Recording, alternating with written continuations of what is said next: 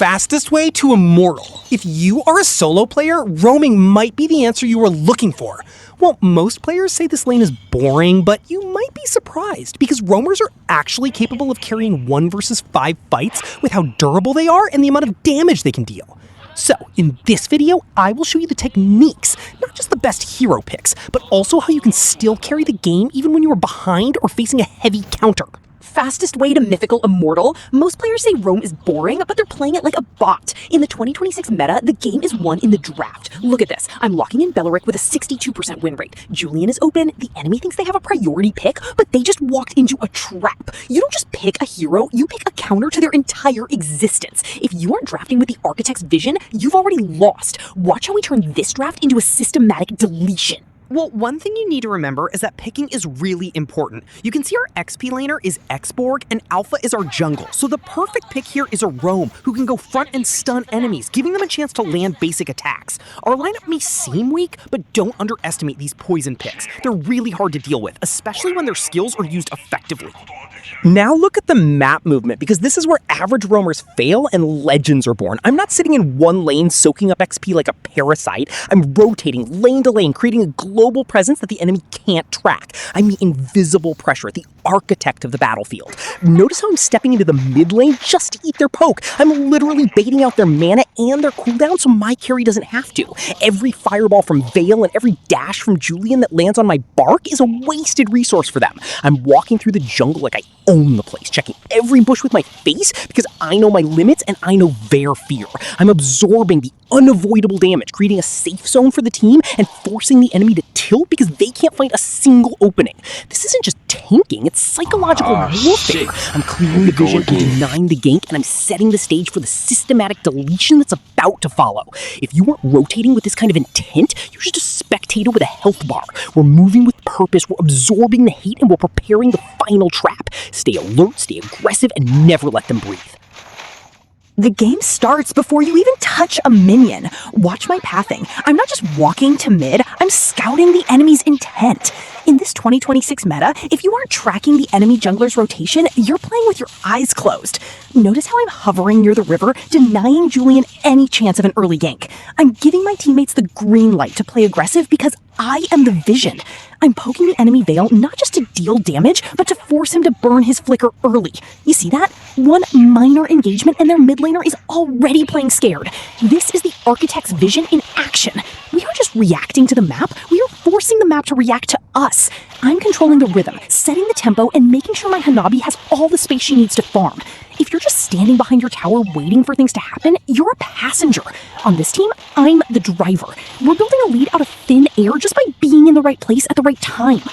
Check the gold lead and look at their frustration. This is the exact moment the enemy mental breaks. I'm standing in the middle of 3 heroes and they're throwing everything, including the kitchen sink at me, but my HP bar is barely moving. That's not luck, that's the Tiger's Claw build combined with perfect timing. While they're hyper-focused on trying to take down the big tree, my teammates are flanking like shadows. Notice the enemy Vale? He's desperate, spamming skills into my vengeance and literally deleting his own health bar. I'm not just a tank, I'm a mirror reflecting their own failure back at them. In the 2026 meta, if you aren't making the enemy question their entire life's purpose, you aren't playing Beleric right. I'm walking through their crowd control like it's a light breeze, popping my ultimate to lock them in a cycle of pain while my carry cleans up the mess. They thought this was a team fight, but it's actually a funeral and I'm the one digging the graves. Every second they spend hitting me is a second they aren't defending their base. We aren't just winning the game, we're harvesting their hope. Watch the panic, feel the tilt, and witness the absolute dominance of a roamer who knows his worth. This is how you shut down the lobby. This is how you command respect. Now we transition into the harassment phase. Most tanks wait for a team fight to be useful, but I'm a problem from minute 1.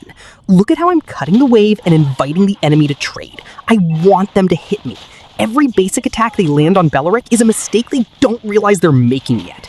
I'm testing their limits, checking their reaction times, and feeding my passive. You see this rotation? I'm moving to the EXP lane just to reset their momentum.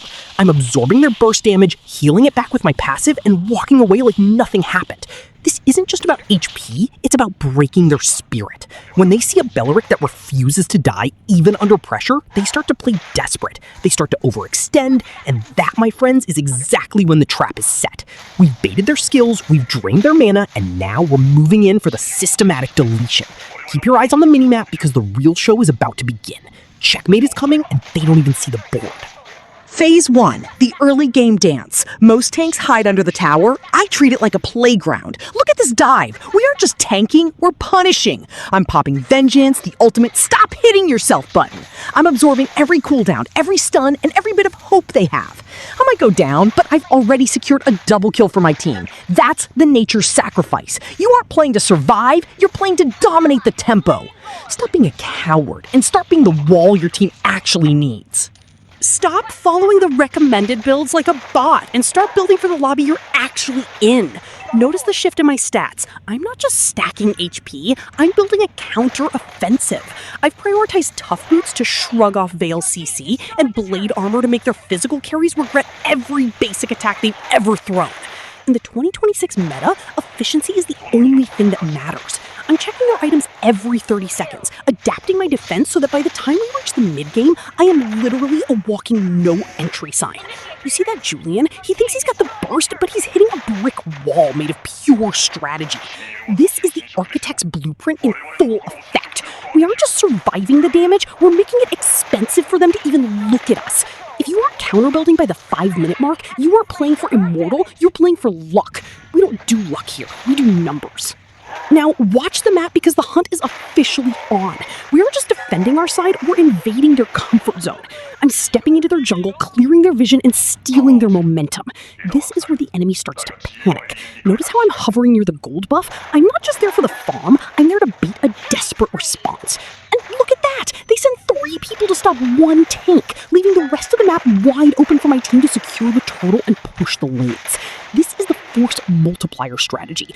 By being an unkillable nuisance in their territory, I'm forcing them to make bad decisions under pressure. They're burning ultimates just to push me back, and I'm just healing it all off with a smile. The momentum has shifted, the gold lead is widening, and the enemy is officially on tilt. We've turned their jungle into our playground, and the checkmate is starting to look inevitable. Lord is up, and this is where the boys are separated from the men. Notice my positioning. I'm staying off-map, creating pressure. Hanabi says stay front of me, and I become a fortress. In this meta, vision is everything. While my team clears the pit, I'm the shadow sting, checking every bush and denying the steal. Look at the enemy trying to poke. They're tickling a mountain. Blade Armor and Athena Shield are already cooking. We don't just take objectives, we close the gates on their comeback.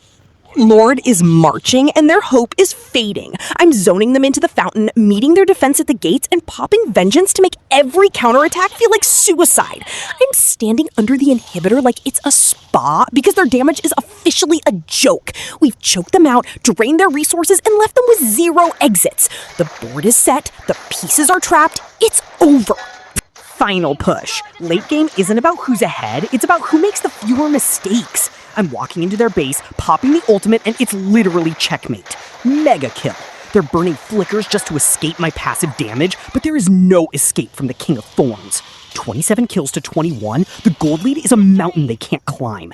Every hit they land on me is a nail in their own coffin. Stop chasing kills, start chasing map control, and humble the lobby. This is how we win. Hit like, subscribe, or stay stuck in epic. Checkmate.